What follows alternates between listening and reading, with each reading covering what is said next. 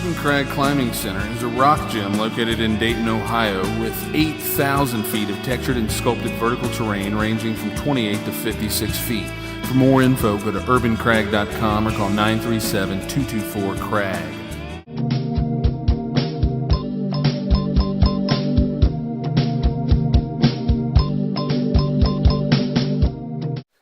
Welcome to the 937. I'm David Sparks. This is my beautiful wife, partner, associate editor, Otter Sparks. We bring you the Dayton Informer. We thank you for watching all what's going on this week. I know you have things on your mind. I have things on my mind. Go. If you don't go, I'm going to go. Well, a lot of talk has been happening about these street cameras. Street cameras are continually in the news. A.J. Wagner, running for mayor now, it's official. Came out a couple weeks ago, we spoke about this, said they're unconstitutional. I'm sure that had something to do with him running for mayor. But a lot of people agree with him, and I'd have to agree with him too. Not only just are they unconstitutional, but they're just bad PR. Altogether. Yeah, they're bad PR for cities. They make you seem like, what's that quote by Matt Taibbi about the giant squid sucking money out of every orifice it can possibly stick its... That's about what it is.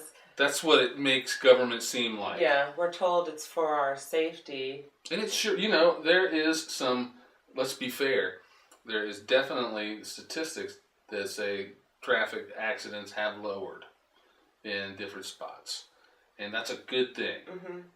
However, the combination of speed cameras, the red light cameras, and now towing, it's become dystopian. It is. It's demoralizing. And like you said, it does make the government look like they're just money grubbers because it's easy revenue. Don't have to pay people. Pay one officer to look through and confirm the videotapes. Don't have to have officers on the street. They get, of course, it's easy. But in terms of whether it's really good for society, I disagree with everyone driving. Anyway, I drive. Yeah, that's a subject we're going to hit after this. Yeah, we're forced into that, but I just think there's no room for judgment. I don't know at what point these speed cameras take your picture, at how many miles over the limit. But there's really no judgment in there.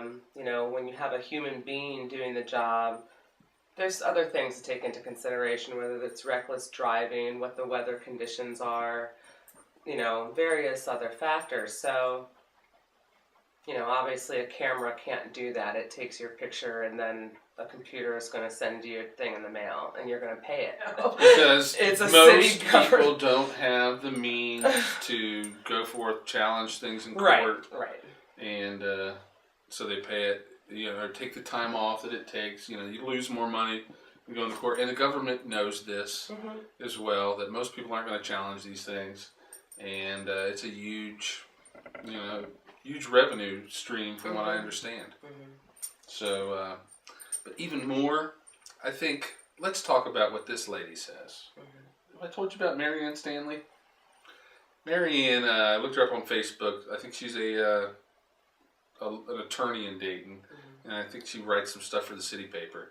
I'm not sure. Once again, check this out, what she wrote on Esrati's blog at esrati.com about this subject. Anyone paying attention can see that Dayton City and school officials are long on short-sightedness and a sense of power, and short on conscience, compassion, and human decency. If they acted from a place of interconnectedness with the citizens of this city, vehicles would not be towed for traffic offenses, Julianne would be celebrated and put to good use rather than being wantonly demolished, and those who hold any position of power within the city would employ empathy rather than indifference to the broader community their actions affect. The poor are only targeted because they cannot fight back, and only bullies go for those who are weaker than they are. Dayton is dying all right, but not because of the loss of jobs. It's dying because those in power are killing it with their heartlessness and inability to put themselves in the other guy's place before they act. Am I right? Or she is she right? They choose where these things are going to happen. We don't see these, speed cameras in Oakwood or really anywhere south of town. Not that I've encountered so far. The majority of them are on the west side, and there's I think 3 on the east side. There's several on the north. The majority are on the west side, and once again, they'll argue because statistically, they're going after places where there are more wrecks. I'd rather see a cop, than have a camera taking my picture. Yeah. And watching where I'm going and perhaps getting information about me that I am unaware of. I was watching a documentary, Urbanized, talking about ways that we can improve urban design and development in ways that are efficient. What are some of these ways? Decreasing the dependency on cars. To get to most things that we need to have in our lives, we have to drive to do it. And it's inconvenient, it's stressful, it's costly, it's bad for the environment. Often deadly. And it can be deadly. One of the ways in Copenhagen, for example, they have 37% of the people in the city ride bikes to work now. They've taken thousands of cars off the streets because they have designated bike lanes and designed it in a way that is safer for bikers because it keeps them away from moving traffic. They have it they got like their own roads. They have it divided by speed of movement. So on the insides are sidewalks, and then you have a nice wide bike lane, and then you have parked cars. Mm-hmm. To protect the bikers from the traffic on the other side of the parked cars. So there you go. That's one way. Planner. Check out. We got Urban Nights. We're going to be at the Sideshow Community Art Show at the Yellow Cab Building on 4th Street. It's right, just a little catty corner to Garden Station. Yeah. Check it out. I've got some artwork's going to be hanging up. 20 bands at the thing, going for 2 nights, actually, Friday and Saturday night. Looks like a lot of fun. Be there. What else is going on? It's like 4 new pop-up shops. 4 new pop-up shops opening. I don't know exactly what they are. We'll get the cameras out and show you, hopefully. And what else is there? Ruskin School. On Thursday night, there's like a giant community celebration for East End community organization and East End services and all that good stuff with bluegrass, Latino music, all kinds of stuff. I don't know all the details at the top of my tongue, but it's going to be a lot of fun. So we'll be there. Say hi to us. But any other issues? I know there are. But we'll hit them next time. Yeah. You want to hear us talk about something? We can talk about it all night. We will talk about anything. We don't care. Yeah. I got a subject. Okay. Now that AJ Wagner is running for mayor. Oh, yeah. And I think, I've known AJ for years. He's a very nice guy. Very personable. And very much... probably sympathetic to a lot of our political viewpoints, which I like. He's a super lib. That's what it is. That's what it said. But should the Dayton City Paper cut its relationship with AJ Wagner now? He does do He's been an advertiser for them.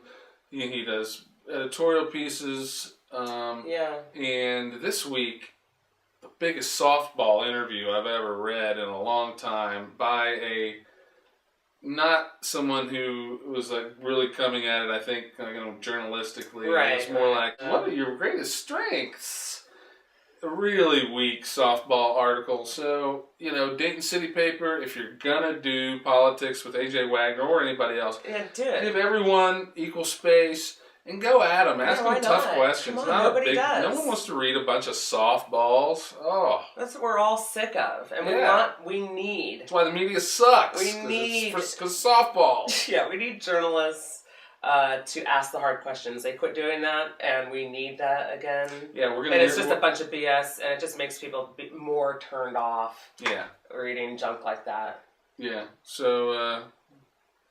Yeah. Yeah. Ask decent questions. We're going to be relevant. Yeah, we're going to be interviewing A.J. Wagner, Gary Leitzel, anyone else in scope of the elections. If you have questions you'd like us to ask them, email them to us at news@DaytonInformer.com. I'm David. This is Audra. Thank you very much for watching. Love you. Click our ads on the site, visit our sponsors, and we shall return. Peace out. Delivery Kings will deliver anything from the menus of McDonald's, KFC, Taco Bell, and other local restaurants. It will also deliver anything and everything from Walgreens, Family Dollar, corner stores, and others. Anything a customer needs, Delivery Kings will bring.